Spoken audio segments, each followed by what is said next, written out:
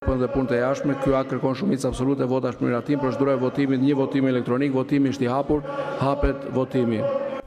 Mes kaosit, 7 anëtarët e rinj të kabinetit qeveritar morën këtë të njëjtë votbesimin e kuvendit. Berisha, i rrethuar nga ligjvënësit e tjerë demokrat, zuri foltore në momentin e votimit për ndryshimet në qeveri, ndërsa socialistët shoqëruan çdo votim me duartrukitje.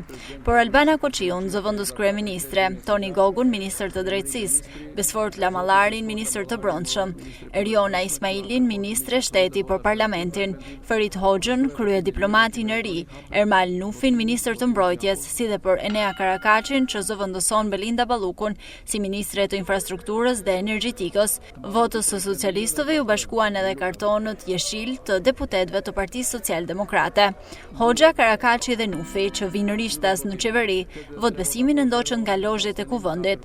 Para se të konfirmohen krerët e rinj në digastere, kuvendi votoi edhe shkarkimin e tashmë ish-ministrave, me dekretin për Belinda Ballukun, që më shumë se të tjerët mori shumicë të cilësuar, 85 vota pro për shkarkim.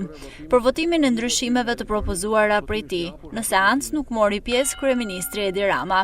Mungoi edhe vet Balluku, që me shkarkimin nga 2 detyrat në qeveri, tashmë do të duhet të zërë një karrige mes deputetëve socialist. Debati pati edhe për kërkesën e SPAK për arrestimin e Ballukut. Opozita kërkoi të futet në rendite raporti i saj pro heqjes së imunitetit të Ballukut. Gazmend Bardhi tha se majoranca po e zgjat shërtimin që ka mbetur vetëm një javë, që kërkesa të konsiderohet të rrëzuar.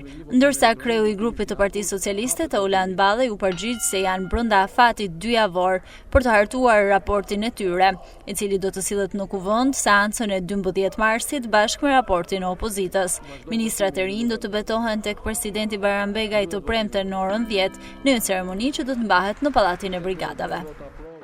Atëherë, para se të vijojmë me pikën e tretë të rendit ditës, 5 minuta pushim.